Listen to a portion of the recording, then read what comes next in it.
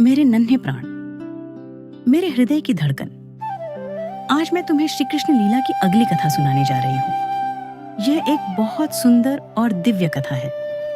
एक ऐसी लीला जिसमें प्रेम भी है, रहस्य भी है और सृष्टि का गहरा सत्य भी। यह कथा है नंदलाल लड्डू गोपाल, मेरे प्यारे श्री कृष्ण की। गोकुल की गलियों में आज भी हंसी गूंज रही थी। छोटे छोटे कदमों से दौड़ते हुए कान्हा अपने सखाओं के साथ खेल रहे थे। कभी माखन चुराते, कभी मिट्टी में खेलते। उनकी माँ वात्सल्य की मूर्ति यशोदा उन्हें प्रेम से देखती रहती थी। एक दिन खेलते खेलते बालकृष्ण ने थोड़ी सी मिट्टी खा ली। सखाओं ने जाकर शिकायत कर दी, मैया कान्हा ने मिट्टी खाई है।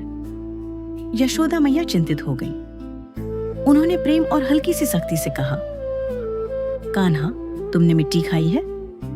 कृष्ण ने भोलेपन से कहा, नहीं मैया, मैंने कुछ नहीं खाया।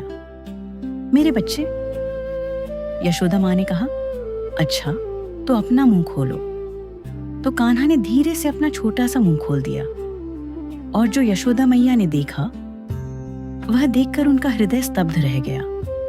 उन्हें उस छोटे से मुख में दिखाई दिया पूरा आकाश, चमकते तारे, सूर्य और चंद्रमा, नदियां, पर्वत, महासागर, धरती, दिशाएं, यहां तक कि स्वयं गोकुल और स्वयं यशोदा जो उसी बालक के मुख में झांक रही थी।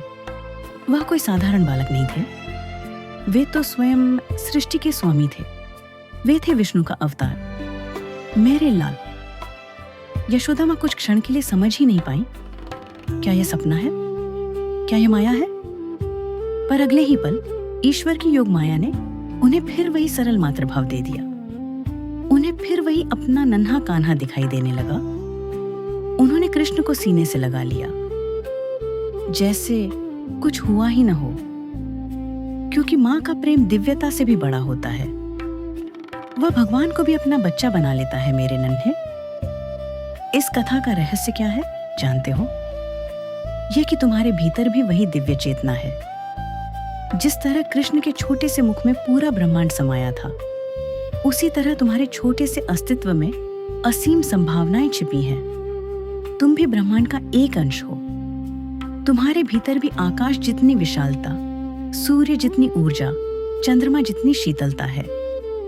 जब कभी जीवन में कोई तुम्हें छोटा समझे तो इस लीला को याद करना कि जो बाहर से छोटा दिखता है वह भीतर से असीम हो सकता है। मेरे बच्चे, यह कथा हमें सिखाती है ईश्वर हर कण में है।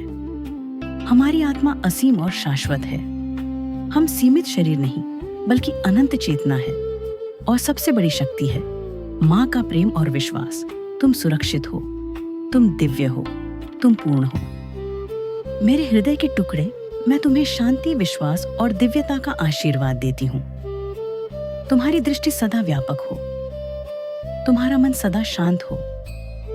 तुम अपने भीतर के ब्रह्मांड को पहचानो।